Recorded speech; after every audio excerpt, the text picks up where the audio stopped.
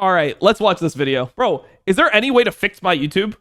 I checked settings and it was no setting I could use to make my YouTube go back to what it was. This shit looks so ugly to me. Previous video where I discussed the Warcraft 3 patch, I asked you guys if you would be interested to hear about some League of Legends content, as I had recently started playing League of Legends. You replied in the many hundreds of comments with many emphatic no's.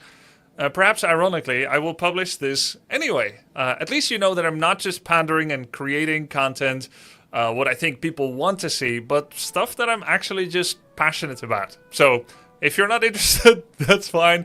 But I want to talk about my top 10 favorite things about League so far. I don't know, bro. What do I do? For a little bit. I'm enjoying the game a lot. Warcraft 3 has always got a special place in my heart, and I'll surely be back to it very, very soon after I complete my League of Legends arc. I'll always come back to it, but I'm enjoying the League arc right now, so let's talk a little bit about it. I've been playing League of Legends for about 5 weeks now, and I went from unranked to bronze 3 to now platinum 4. That's good. For somebody who has never played League, that's good. A win rate of 53% after a little over 200 games of ranked. And I wanted to give you guys my general impression so far, my general enjoyment so far, how my views on the game changed, and then go through the top 10 things I like the most. And this is when League is really fun, bro. He should quit while he's ahead, you know? Like maybe play like another month or something and then just let it sit for a while. Some 5 things, or the top 5 things I like the least. My general impression so far is that League is a complex and skill-based game with pretty fast action, an interesting and complex laning phase. You need a lot of champion knowledge, a lot of matchup knowledge, and it's been very fun learning the game as a new player. I do have everyone on mute. A lot of people have been asking, is League less toxic than Dota 2? Because you've got that video from Dota 2 where you said you're quitting because you were kind of sick of some of the backseating or some of the mentalities that you had to endure there. And yes, you know, and I got coached by Ari before, this top support player from Team OG, and he said I should mute everyone in Dota 2 because you need to learn your own ideas about the game rather than just pandering to the most recent loud complaint from one of your teammates. And I can't express enough how right he was. While it may seem muting teammates is good in League. I mean, the thing about League is that it's a game that is meant to be played, obviously, with multiple people, but there's just no voice comms, so League is just super isolating, so you just have to play League as like a single player game for the most part. Just make your own decisions. Like, you just have to make your own decisions based off what you see. If you get influenced by what your teammates want you to do, there's not a high enough level of communication generally where you're going to be able to complement their play. And there are times when chat can be useful, but especially like for lower elos, I would keep it muted. Like normally I have a rule where I do not unmute the chat nowadays until I hit GM. GM is the first time where I'll unmute the chat. And even then, I'll turn it back on pretty quickly. A little egocentric or selfish or, you know, tunnel visioned to have chat off and potentially miss out on some important teamwork, discussions with your teammates. It has been extremely healthy for my mentality because rather than constantly worrying about the judgment of my teammates, I'm already getting enough judgment in my Twitch chat. I can just focus on my own ideas about the game. What is important is that I'm trying my best every single game to win the game. And to my teammates, just autoing that minion down, bro. Matter. And I will miss some important callouts, yes, but I'm also missing all the potentially kind of distracting complaints. Bro, he had that minion, bro. Look at this. This is high level stuff right here. Is that the normal player would just start auto attacking the Heimerdinger, but watch what he does. My best every single game. He autos the Heimerdinger and then he just autos this minion twice. And to my teammates, that should matter. And now the Heimerdinger's confused, and now the Heimerdinger doesn't know how to play it anymore. And then the Heimer dies. It's genius. I will miss some important callouts, yes, but I'm also missing all the potentially kind of distracting complaints from some of my teammates. And I think that's a good trade-off. It's already difficult enough to learn a complex game like League with over 160 different champions and a lot of intricate game mechanics without the distraction of needing to just do what my teammates want me to do. I tend to feel quite guilty when I make a mistake, and reading judgment in Twitch chat or in the game from my teammates, actually exacerbates that feeling of guilt. A guilty conscience. It does, moron. You're unranked. Why you even speak? You have 25 deaths. Stop typing. You solo lose the game. This Jax with 25 deaths. There's no way he has 25 deaths in 21 minutes. I gotta see this game. I feel like that has to be impossible. 25 deaths in 21 minutes? I have to test if you can even do that. Doesn't feel creative, optimistic, and happy, and feels more like it wants to defend its own ego, and that does not help me make better decisions or play better mechanically. So I'm really doing the best thing for my teammates, even if it may seem a little bit more self-centered. And my win rate proves that so far it's working out at least a little bit. How did I view League of Legends before I started playing it? Well, I don't actually even know when the game came out, but I know it was somewhere between 2011 and 2016, probably, before HOTS, but 2009. after Dota 2. And most of the time I spoke to League players that were no longer playing, that were like, man, this game is so shit. Like, I get so sick of the Fix the toxicity. game! It sucks playing this shit! Mechanics or whatever. So I hear a lot of Get addicted, so I can't quit. Bro, I can hear this clip. I don't even need to. I don't even need audio. I can hear it. People that have left in exodus of League, and they're not playing necessarily a good representative of how the game is. I also talked to some people that do still play League, and they all said the game is shit What too. a classic. I don't know why they're jealously guarding this game. They don't want other people to enjoy it. Why? It's just a shit game. Like, it's just shit. Like, I don't know what else to say. Like, if you play enough League, you'll realize why. Game is really good. I think it's not. It's just not. A lot of people have developed a negative relationship towards the game because of a piling up of Cruiser the Bruisers there. Holy shit, this guy is former LCS, by the way. quote-unquote traumatic experiences. I think the toxicity that they themselves have perpetrated or received from others, I think the negative experiences they had when they got snowballed and lost, any griefers they had, I think those negative experiences pile up and are remembered more than some of the positive experiences. And at some point, it's just... I just feel like League is an unrewarding game, you know? That's just how it feels to me. Like, you just don't feel good when you get a higher rank, and the way that the game is, it's like there's so many issues when it comes to how the game is played, and then every time somebody wastes your time in this game, it's such a long, grueling, painful experience. When somebody griefs you, not only do you have to think about like, oh, now I lost this game, so it's gonna take me, now I have to win 2 games to be up. I need to play another game and win it just to be back to even from this person griefing me. It's also just the fact that you have to sit there for 20 minutes most of the time because people don't FF, maybe even longer, while this person just runs you down and you just have no power in the situation. It's such a powerless experience. Enough is enough. And so you've developed a negative relationship to the game and you end up quitting. But I think the game itself is actually really good. And my mission is to not play the game anymore if I develop a negative relationship towards it, which right now is not the case at all. It's very positive. So, yeah, I just need to guard myself against becoming the villain they warned me about, and you know, becoming negative about it or not enjoying it but playing it anyway because I'm addicted. The other thing is, it's just like one of the issues that I have with the game is like once you get to a certain rating, like it just takes so fucking long to play. Like in North America, once you hit Challenger, you're going to wait like 15, 20 minutes plus draft before every single game you play. Unless you're like lucky and you're playing mega peak hours. But I remember last year I did the climb, and once I hit Challenger, the queues are so long. It takes so much time to play a game that I'll have like 6 hours to play League, right? I'll have a 6-hour time block where I want to play League, and I have to fucking sit there and play 5 games in 6 hours, and my total gameplay time will be like 2 hours and 15 minutes or 2.5 hours, and I will have sat in the chair for 6 hours, like when you include dodges and all this bullshit. I feel like that is like such a horrible gaming experience. Like normally, as somebody who's like an adult now, and I have shit to do, especially now because I have, you know, coaching and things to do, having to wait that long before every single game you play is so horrible, man. It is so fucking horrible. If that happens. But right now, I'm enjoying it a lot. What's that sound? Is that the League client? Is the League client talking to me? Let me just close the League client for a bit. Nope.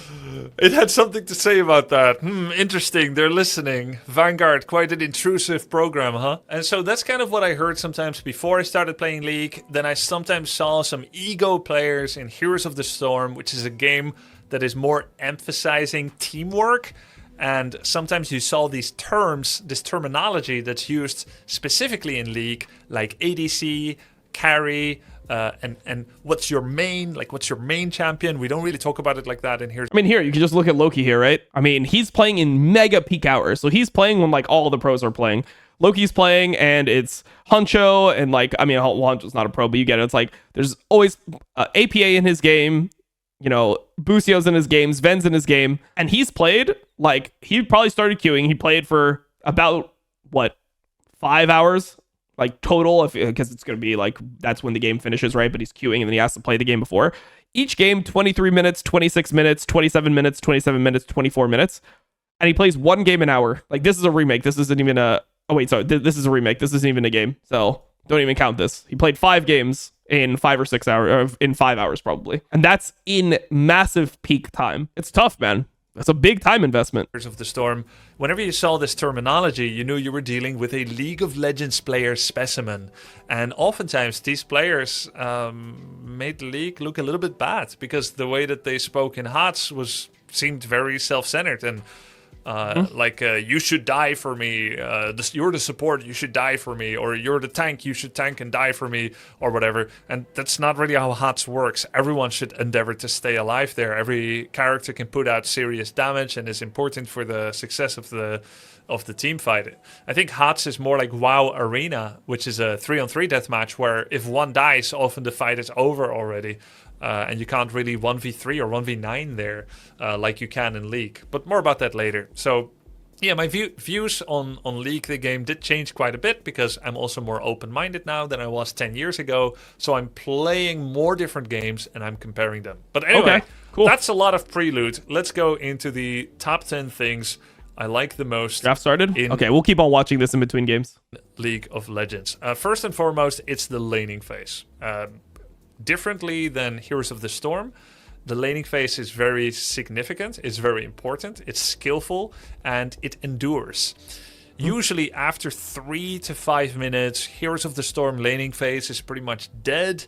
You just show up now and then, you blast. I really like this game. I think this game is underrated. Waves with all your abilities, and then you leave. And you could leave for quite a while. In League of Legends, the laning phase is incredibly important. Every time I get coached by high-level players like Pobelter or Tyler One or... Okay, wait. I thought he said high-level players. What? I get the emphasis that you must catch every wave at your tower. If you're a top laner, if you're a mid laner, you need to try and catch every wave. CS, which is your creep score, is very important. You need to get the gold and the experience, and you need to protect your towers. Short roams are possible and even encouraged, but it should be done contingent upon the idea that your lane is in a good state, that the wave is in a good state, you've just pushed out a wave, maybe you proxied a wave. This leads to a relatively extended laning phase that could last 10 to 15 minutes with only occasional forays towards an objective. And I like it. There's an emphasis on last-hitting minions, which gives you your CS, obtaining the gold. Oh, the level up. Okay, grubby. It leads to power growth. There's a short time to kill. 2 heroes, 2 champions in League of Legends that are laning against each other have serious ability to kill one another. Like, you could get farmed over and over and die like 6 times in 10 minutes, or be the one that perpetrates that against your lane opponent. Sometimes there are people coming to gank and help you out, or help you have a terrible time, as you're 1v2 or 1v3 all the time. But the result of the laning phase is incredibly impactful. In Heroes of the Storm, a game that I also love and have tens of thousands of hours in. Tens of thousands of hours? There's no way he has tens of thousands. That's crazy. He has tens of thousands of hours. And he has tens of thousands of hours on Warcraft 3. Bro, how many hours does this guy have in a day? This is why Europeans are generally so good at games. They just have more hours to play. If you're solo laning as a typical solo lane, you can't kill your opponents pretty much unless they fuck up big time. And you can't get killed. So you're usually just standing there doing minimal, meaningless trades. And I'm not saying that I don't like that, or how in HOT you quickly rotate to another lane and then you have a lot of team fights, a lot of action. It's kind of this Mario Party brawl kind of experience. I like it. But what I like about League is that you do have that Tens of thousands. I mean, so tens of thousands. He's talking about like 30, 40,000 hours. Like, you realize 30,000 hours is 4 years straight, essentially. That's 4 straight years, like without sleeping, you know? Like, that's if you play 4 straight years, that's 30,000 hours. I don't think it's tens of thousands of hours in Heroes of the Storm. That would be crazy, no? Considering he plays so much Warcraft 3, he's played like so much Warcraft 3 on stream, it's like half of his content. Ability. You do have the ability to drop someone's health to 0 very, very quickly with the correct sequence of moves and summoner spells. And you have to have extensive matchup knowledge. And I get the feeling that you could practice your matchup knowledge for tens of thousands of hours. And because it is so complex and so deep, it is actually usually encouraged to not play a lot of different champions as you learn the game. Yep. Because you cannot possibly be equally good at 40 different champions in a single lane. I mean, even when I climb, I mean, you saw like when I did my challenger climb, I was just like playing. I think I had 70% of the games I played on Udyr, and then 30% of the games I played on everything else. Maybe it was a little bit like, maybe it was like 60% on Udyr and 40% on everything else. But that's like, even after playing the game for a long time, it's just better to play a low amount of champions if you want to maximize your climb. The permutations of different matchup possibilities will just be too vast. And so there's a real growth journey, and I like that a lot. Number 2, team fights. Team fights are hectic, lethal, fast, and skill-based. And I have only just begun to scratch... I mean, it makes sense that he keeps on saying fast, but it is true that League of Legends is a much faster game than Dota 2. Like, in terms of how long you... Like, let's say you get CC'd for a while in League of Legends. That's normally 1.5 seconds, maybe like if you're getting CC chain, maybe it's like 3 or 4 seconds. In Dota 2, you get CC'd and you're out of the fight for like 20 seconds, man. Like, you get like CC'd, it is just, you will never play the game again. It's like, oh, and now you're getting Yules. All right, there he goes. He's flying. Okay. I was thinking, all right, okay, he's back down. Oh, Castle. Oh, never mind. He's CC'd again. Like, you literally just don't get to play the game in Dota. Like, each stun is so fucking long. Surface of it. I feel like a headless chicken walking around, firing in random directions around me when I'm surrounded by enemies and teammates, and that makes it so impressive that I miss so many of my skill shots when there's enemies all around me. True. I've only just begun to scratch the surface of how difficult it is and how bad I am at team fights, but it's a lot of fun to learn. And every time there's different champions all around me on the enemy team and on my team. And it's fun. Number 3, the power growth. If you have a good laning phase and if you get a couple of kills and you have good CS, you feel so strong compared to everyone else that it's even surprising. Okay, when I say League is a shit game, I think the design and like all this stuff that he's talking about, this is what I like about League. This is all the good stuff about League. Everything that's bad about League is like the queue times, like how hard it is to, like how many games you need to play, the massive time investment to play interactions with other players. Like, that is all the stuff that's bad. And that, unfortunately, feels like it becomes more and more of what you're dealing with as you get higher and higher on the ladder. So that's like what I really dislike. But damn, 12 ping, holy shit. Come for an objective and you have a team fight and you realize that the power growth that you've had vastly outstrips that anyone else has. And then you get this feeling like, wow, I am strong. 3 people just ran at me, and I made them all run, or they died. And I'm still here. I'm still standing. What a beast. And I made them all... Look at Grubby, bro. 0 minions, and he's just going in, and he's taking the shit. Everyone else is going to the wave. Grubby is a fucking alpha. He's going to sit there, and that turret is dying, or he's dying. Based. Or they died. And I'm still here. I'm still standing, because I got more items, I got more levels, and it feels really good. It's a lovely power fantasy. The replay system for League is actually really good. Now, it's not perfect. There are some animation bugs and maybe some bugs I haven't discovered yet, but it is better than the Dota 2 replay system in one specific way, which is that the replay is immediately available upon finishing a game. In Dota 2, you have to wait a couple of minutes, which for my ADHD brain, I've not been diagnosed, but you know, the idea of... it means that sometimes I'm not patient enough to wait for the replay, and I'll just rage queue into the next game. But in League, I have no excuse. I can immediately watch the replay and then learn from it. And sometimes I even do watch the replay immediately after. It's immediately available. And then the way that it's better than the Heroes of the Storm replay system is that you can immediately jump to the end of the replay, if you so choose, to see the final team fight. I don't know how the technology is there. I'm not going to say League has a good client. Generally, it doesn't. There's a lot of Facts. wonky stuff about it. Oh, what a good video from Grubby. What a well thought out, and I feel like the way that he's describing things is just well thought out. It's a good video. He's able to describe all the things he likes. He thought about it hard while playing. Respect. Hey, for the replay, being able to jump to the end, that's really nice, because in Heroes of the Storm, you need to play everything at x8 speed. So if you had a 40-minute replay, that's going to take at least 4 minutes to get to the end. 5 minutes. 2.5?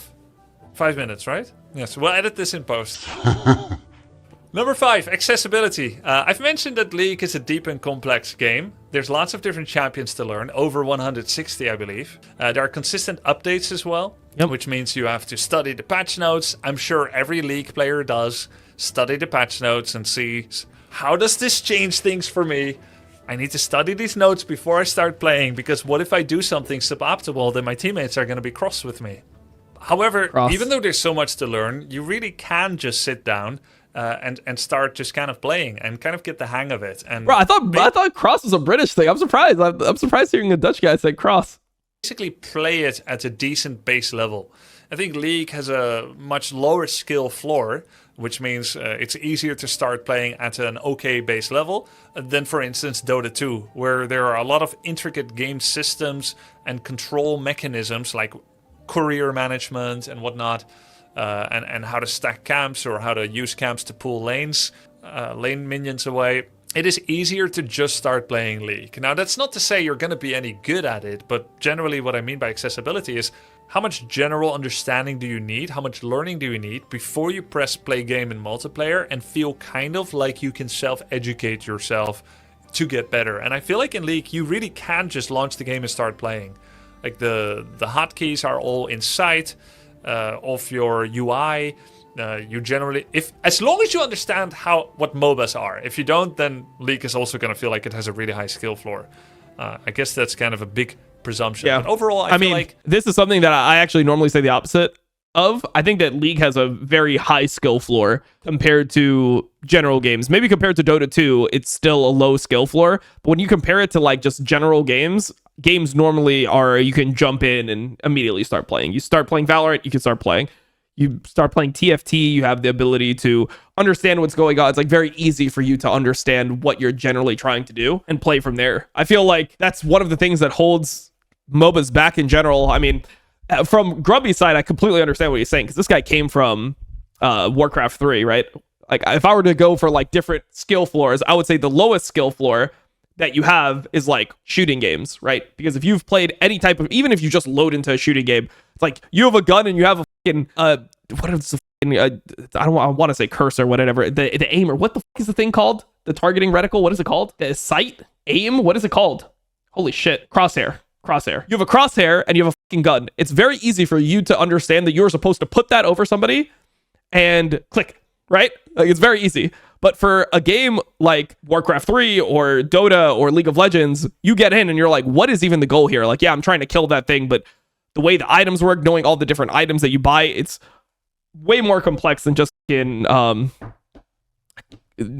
clicking on somebody's head. So I would say that it's like FPS games and like trading card games are much lower skill floor, and those games are actually pretty fucking popular nowadays compared to before. And then as you get up, it's like probably MOBAs in the middle, and then RTS games are like insanely high skill floor, bro. Like you try to play an RTS game and you have no clue what the fuck is going on. Like when I started playing Warcraft 3 at like 10 years old, or maybe I was, how old was I? Maybe I was 10 years old when I first played Warcraft 3. Like I was like 9% win rate when I started queuing. Like I just immediately started queuing ranked without like knowing how to play. I was like 8% win rate, 9% win rate. It's almost impossible to have that low of a win rate in League of Legends unless you're trying to lose. So it's difficult, man. Among MOBAs, it's relatively accessible. Perhaps Fighting games are the hardest. I would say, okay, so fighting games are hard, but if we're talking about skill floor, like purely like the barrier of entry to the game, it's easier to play a fighting game and just kind of mash your buttons and understand what you're trying to do, or like find a move that you really like and spam it. It's easier to do that than play a game of League or play a game of RTS. If we're purely talking about skill floor, then fighting games are also easier than MOBAs and RTS. it's less accessible than HOTS, but much more accessible than Dota 2. Number 6 is the culture. It's fun to be part of a game that feels alive, like it has a world to experience and is not just a game. Fighting games being hard, you're talking about skill ceiling. That's like, yeah, high skill ceiling. There's a lot of culture around League of Legends. Arcane, have you seen it yet? It's a show on Netflix, and there's 2 seasons. It's a really good animation by Fortiche Studios. I have not seen it. Made in conjunction with Riot, and it's a lot of fun. I finished season 1, and season 2 I almost finished it, but it's very good, and it was actually one of the big catalysts for me to want to start playing League in the first time. So it works.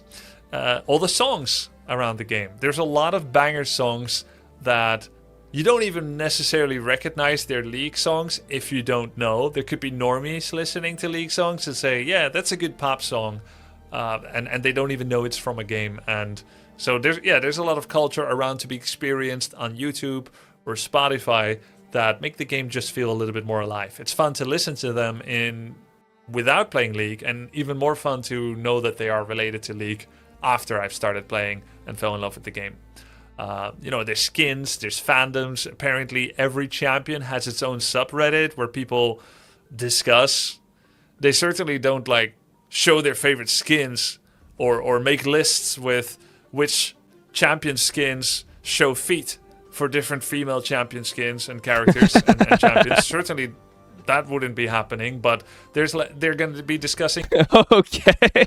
What the hell? game strategies and stuff on how to play the champion. So I think that's pretty neat. And there's a lot of lore around the game. Maybe one day we'll even that would be disgusting, Grubby. Oh, by the way, what is that bookmark you have there towards the top of your browser? A Riot League of Legends style. I'm sure you just want to learn how to play Urgot better. You're not looking at Urgot feet. MMORPG, which was recently delayed, but maybe it's gonna happen. Number 7, player base size. It's fun to be part of a game that everyone plays, quote unquote. I felt the same when I was playing Pokemon Go. It was like a global phenomenon. Everyone came together to enjoy Pokemon Go during those few weeks after its release. Sure, later on, you would walk around with your phone in an area you really shouldn't be when you think of it from a safety perspective. Maybe you get a little bit mugged or beat up. A little bit mugged. Yeah, just like a touch of mugging. But in the first few weeks, you didn't hear those stories all that much.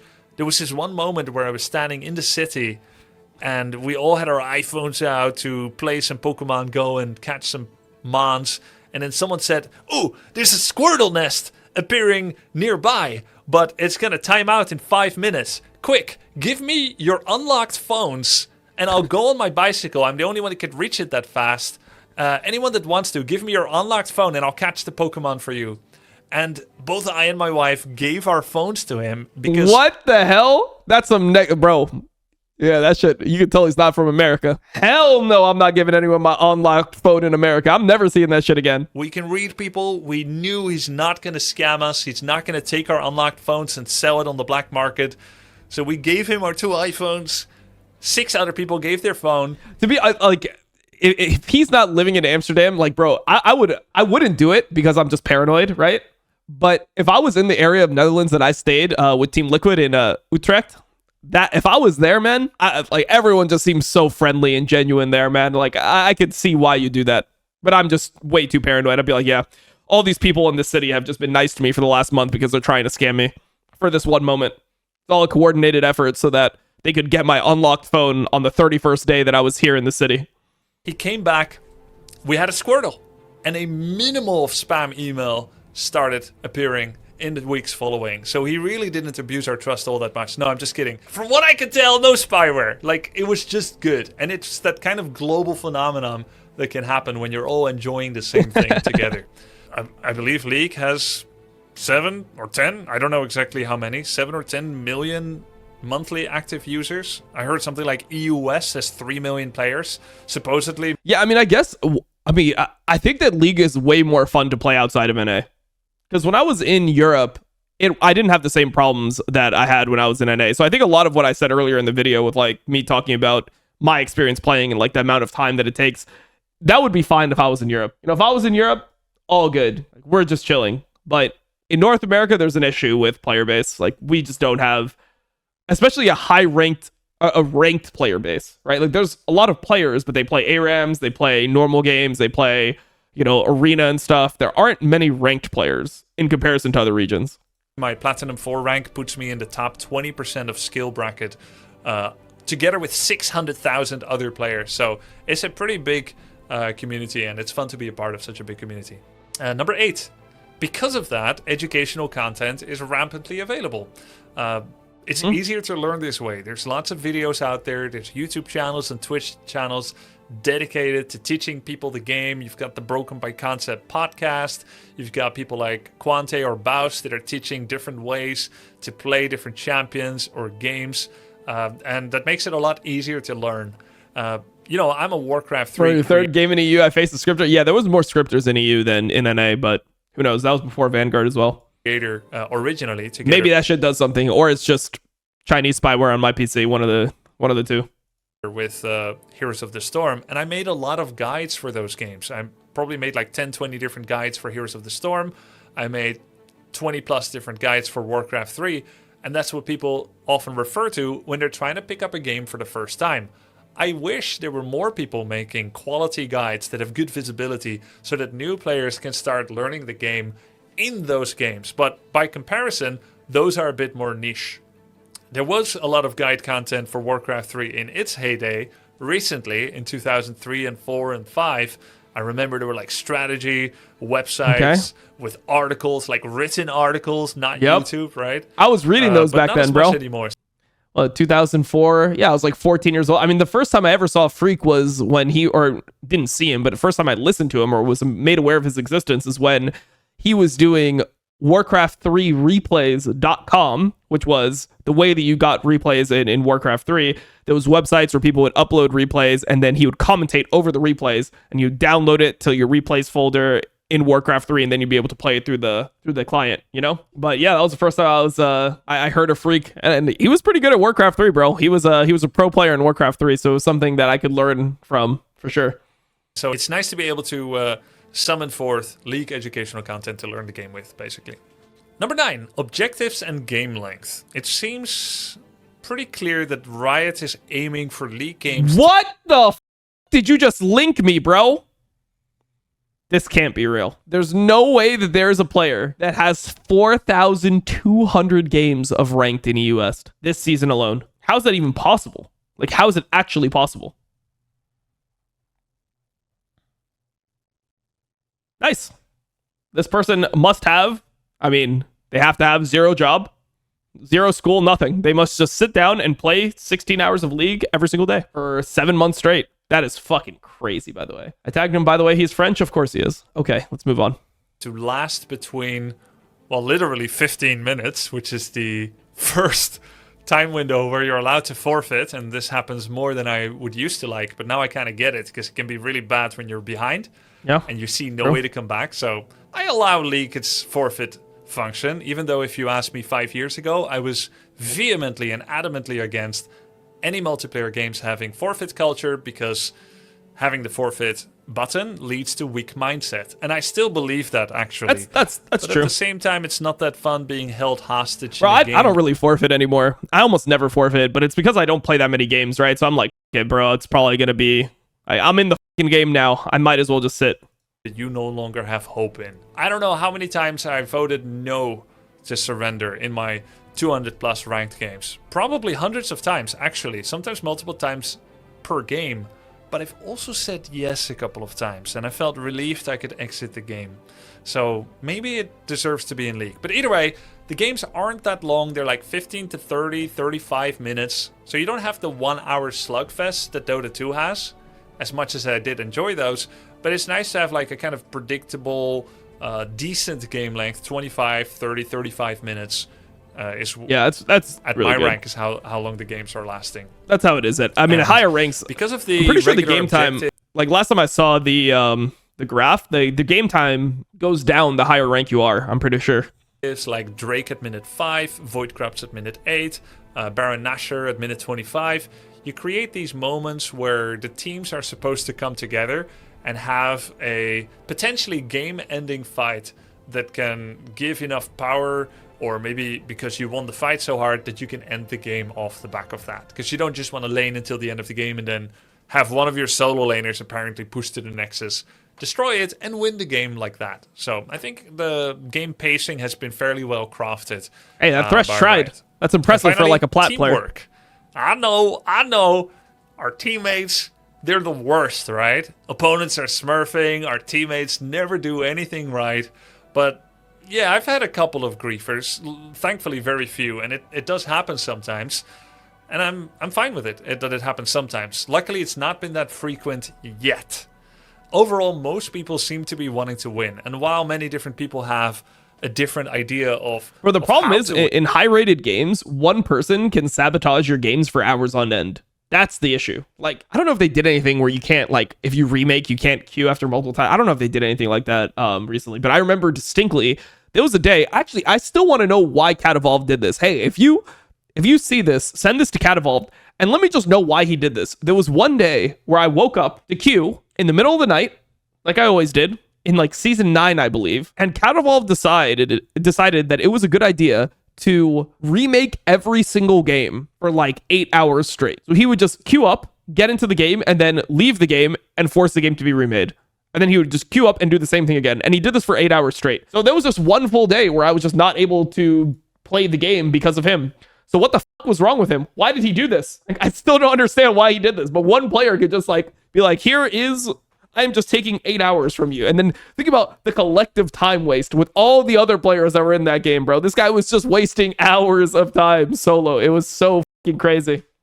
For instance, yesterday's Orianna. Do you lose LP if you remake? Yeah, but you don't lose MMR. Maybe you do lose MMR, but it doesn't even matter if you have enough MMR, you know, like you can just do it in the same rank. Like once you hit a certain rank, you're just going to be in the game that's up every single time, like the highest game that's live every single time. So it just is what it is. Both walk into tower in the top lane and try to kill that one guy that was hiding behind his tower, and we both flashed and died. That was against the Gangplank. That was not report good. this Orianna to the authorities immediately.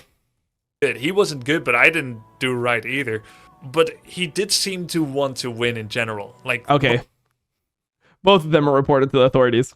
Most people don't outright give up, stand in the bush, and go AFK so far. Whether it's via ganks, doing the objective, or laning well, or warning each other with spam pings, you're about to get ganked. People are trying to win, and it feels really good to carry your team and to do so well that you were the MVP. But it feels pretty good to get carried sometimes as well, and just try to stem the bleeding of your own inferiority when you're losing lane.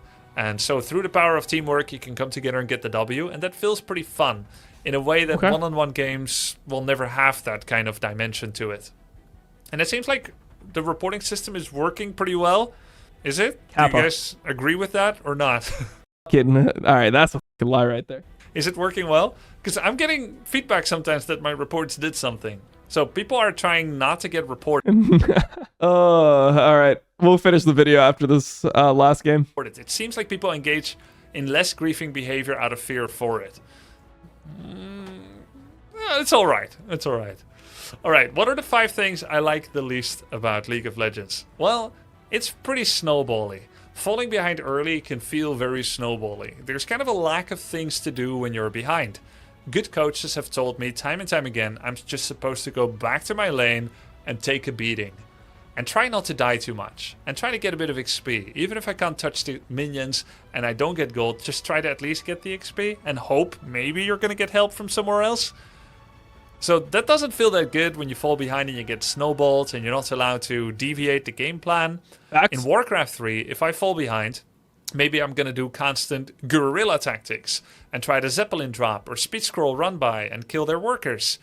I can't win a straight up fight anymore, but maybe I can do constant TP outs while taking creeps far on the map. And then when an opponent comes to gank me, I'll just TP out and I go somewhere else. So that you can use maneuvering and going elsewhere to try to engineer a comeback when a direct fight is not palatable or possible. But in League, usually, if I'm getting abused by my lane opponent, I'm just sent right back to them again. Because I'm supposed to... Yeah, I mean, in solo queue, I mean, there are similar tactics where you can, like, overload one side, or you can leave your turret and find a play somewhere else. It depends on your champion. So you can do stuff like that, but it's harder. Stay in my lane. That doesn't feel that good. However, when I'm the one doing the snowballing, I think everything is fine. Isn't that weird? I think that's fine. Because I'll snowball and I'll be strong. So... being on the receiving end of it, not as fun. But you could make an argument that this is just saying winning, fun, good. Losing, bad, yuck. Number 2. Once you get to the late game, like 40 minutes, 35, 40 minutes, there's a chance you're fully slotted out. 5 3,000 gold items, tier 3 boots, and you might have 2,000 gold in the bank. And you can spend it on a 500 gold elixir to give a temporary boost, and maybe you'll do that several times. But you could have thousands of gold, and this happened to me a couple of times, that simply cannot be used. In Dota 2, I may replace my boots with a 3,000 gold item that has some movement speed. But at least in my current understanding of the game, this is not something we're doing a lot in League of Legends. Maybe it's a lack of game understanding and knowledge. I mean, I think it's also that the game is balanced around ending before you get to that point. You know, like, almost never do you see people be like true 6 items in a competitive game or even high rated games. It's like the game is kind of decided on 3-4 items most of the time, right? So I think that it's also just a product of when you're in lower rated games and the games are longer, how you're able to, you know, like what you're actually able to do. And yeah, you'll have times where you're just going to be sitting on like 5,000 gold and have no ability to spend it. But overall, gold just ceases to have value once you're fully kitted out. It seems like. If I'm wrong, I apologize, but this is my current understanding. Number 3, League is a complex game. And the result of that is that there can be some frustrations, in particular, built up over the long term. Complex games require deep commitment to learn and enjoy the game. Constant patches, every 2 weeks apparently, create more complexity of learning and actually require more commitment to learn them. This creates an investment of time. When people invest time, they want to get paid off on that investment. The investment of that is satisfaction and enjoyment. And so sometimes any of the dozens of areas of skill that people have can fall short of the expectations of their teammates. Maybe you are very good at your champion mechanics, but you're not very good at looking at the minimap. Or you see everything on the minimap and you can see all the disasters that are about to be beset upon your teammates, but no matter how much you warn them, they're not listening. Or maybe you're good at all of those, but you have a terrible mental and you easily blow up and give up. Because you're so upset with what your teammates are doing. And it's making you play worse, but you can't help yourself because you're just so mad and distracted. And you don't understand how you're lumped together with these nitwits. All of these frustrations can mount up and boil up over time. And if you don't give yourself a chance to flow away the frustration... Yeah, that's why you need to just personally insult your teammates in the chat. You know, open the chat, personally insult your teammates, let it out, and then you can return to being a normal human being afterwards. By taking relaxing breaks and engaging in other activities that offer... Oh, yeah, no. And you can take relaxing breaks and engage in other activities, go for a walk. That's what I meant. Perspective and give you a chance to spend time thinking about other things. If we don't do that, it can reach a boiling point where we ourselves may become less courteous than we like to see in ourselves, right? So keeping a healthy relationship to the game is important to me. And so I'll try to take breaks when I'm getting too f***ed up and I'm getting too frustrated. If I realize that I've become the villain in a game, I should definitely take a break because everyone is warning the villain. This game will corrupt you. And I'm not going to let it happen. And if it does, I'll take a break because I don't want to treat people that way. Gatekeeping, number 4. There's a decent amount of gatekeeping in games like this. People forget how long it took for them to learn the game. Yeah. There's not enough general understanding and patience to let players figure out the game without being ridiculed or sternly backseated. Elite gaming communities of high skill and complex and deep games often become like this. I wish I could say that Warcraft 3 was exempt 100%. of this type of behavior, but it isn't. Some of the stories of toxic... Bro, people do it in all types of games, not even just competitive games, bro. Try to play Elden Ring on stream. People are going to be gatekeeping super fucking hard. gaming communities are actually from a micro community inside Warcraft 3. When I started playing tower defense, Legion tower defense in Warcraft 3, the people were excited I was finally trying the game, but the veterans of League were asking for my teammates and I to be banned from the map. So we are just a new player, and the way that new players should be treated by a matchmaking system is to be placed with other new players, but those often don't exist. So you had these Legion TD veterans that were asking for the player that was on their team to be banned because he was bad. So I explained in all chat, that's probably one of my viewers. They're queuing up for the game. Wait, there's rating in Legion TV or TD? There's like inside the Warcraft 3 client? Because I don't think that was the separate one, right? That's like inside the League or the Warcraft 3 client. There's Legion TD. All right, interesting. Same as me, we're all new. And even though you have a new teammate right now that's learning the game, try to be patient and understanding, because I'm new too, and so are my teammates. But he said pretty much in so many words that he didn't care. That person needed to be banned anyway. So this is the kind of gatekeeping where it's like, I want a good experience, and this guy is ruining my game, and I don't care he's new, I don't care if my game dies. I'm going to gatekeep the shit out of him, and he should be reported, and he should feel bad that he's bad. And you need to learn the game more before you start playing. Wait a second. How do you learn the game? By playing. So I need to learn more before I start playing, because I'm not allowed to play if I'm bad, even though I'm new. So wait, then nobody would play. The game will die. I mean, the argument is that you should be playing it. I don't know if they have this for Legion TD, but like the argument for at least League is that you should be doing that in like normal games as opposed to ranked. Like, I'm fine with people learning the game in whatever elo. What I don't like is when people are learning the game, aka trying completely new shit that they have no idea what they're doing on in high rated games, and just tanking their MMR and tanking, their rating as like at the expense of your time. That's what I don't like about League. So when somebody is just like only play support and then they start queuing top lane, they're like, I'm done with support, I'm just gonna queue top lane, and then they have a 20% win rate over the next 50 games. Like, that is my issue with people doing it in League. I don't mind if you want to play like top lane, go play a normal game or play on an account that's low rated. But when people sabotage games for personal benefit and you just are sitting there and you are getting punished for it, it feels really, really bad in League. Like when a new champ comes out and people haven't played it on PvE, they haven't played it at all in normal games, and the second it comes out, they're just playing it on your team. I mean, I don't know how many people have had this experience. I started banning new champions on my own team, even if they weren't considered OP, because I didn't want my teammates to play it in the first couple days. Ultimately, it's a streamer's own choice to stream their game, so I'm expecting that from Twitch chat. And I can also mute everyone in the game with Riot's muting system, so it's not really that big of a deal, but there is a lot of gatekeeping, and I would just like to remind people that, remember, people could be new players, even in a game like this, and don't expect them to be perfect and great at everything right away. It takes a lot of time to learn. And sometimes it's frustrating. That's all. It can be a little frustrating to see so little understanding for it. And remember, I've seen new players in Warcraft 3, and sometimes I get frustrated with them as well. I've already coached you on this. Why are you still making this mistake? Yeah, it's a message to myself as well. Be patient. Number 5, thing I hate about League. Getting ganked.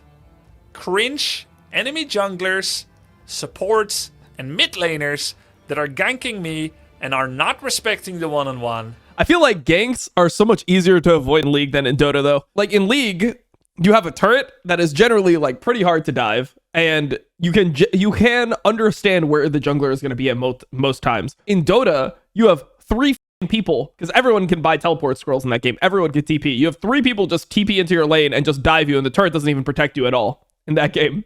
So, like, I feel like that is way more punishing than League ganks. It's so fucking cringe. If my jungler ganks, it's okay. But if I get ganked and I'm 1v2, 1v3 the whole time, it really sucks. So please stop doing it. Thank you.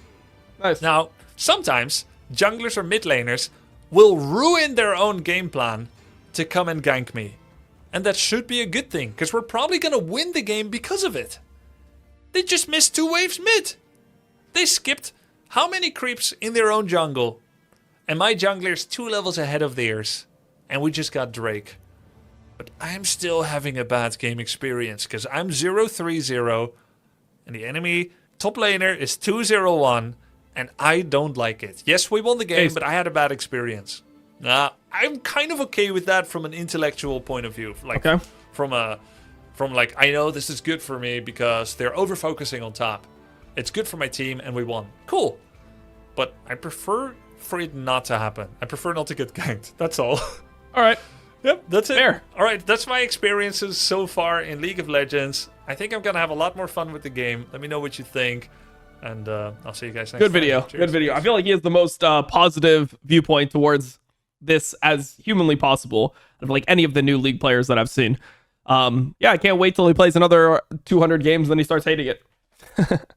But anyways, all right, so that's the Grubby video. Bro, I've always thought Grubby was like, I don't know, just a good personality to have, just somebody who's like genuine, and he's been around forever. Like, people don't realize this guy was a Warcraft 3 pro that I knew about, I think, about 23, 24 years ago. So when I was like a kid, I remember seeing Grubby VODs and I'm like, oh man, this guy is so cool. He's the best orc player. And I remember having like a fanboy, not even like a fanboy moment, but just thinking it was super cool when I started going to events, competing at the same event that Grubby was competing in, either like StarCraft 2 or whatever he was doing at the time. Because he was at a bunch of these old events in like 2012. Yeah, 2012, 2011, 2013, whatever. I just remember like, holy shit, bro. I'm a pro in a different game like Grubby.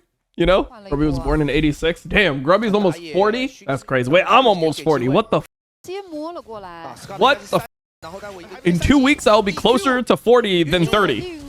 Nah, unreal.